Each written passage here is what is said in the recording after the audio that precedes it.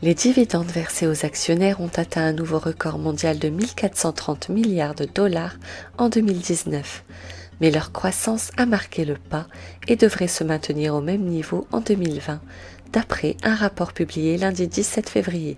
Sur le quatrième trimestre, les dividendes ont progressé de 4,6% pour atteindre le montant record de près de 300 milliards de dollars, en dépit d'un ralentissement de la croissance des bénéfices en Amérique du Nord.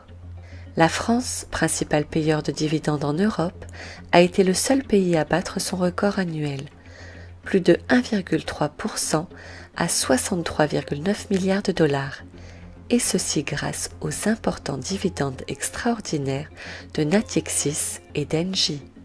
Monsieur le Premier ministre, le président qui vous a nommé est le président des riches. C'est le président des plus fortes baisses d'impôts pour les plus fortunés de notre pays.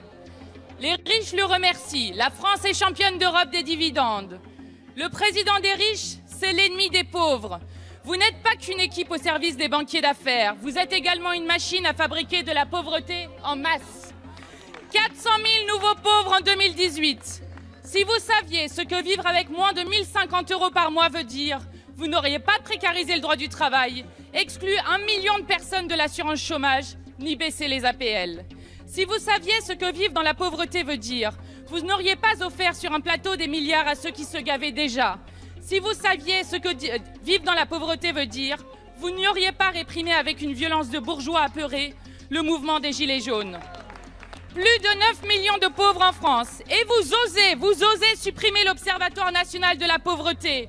Vous produisez le chaos, mais vous refusez à le regarder en face.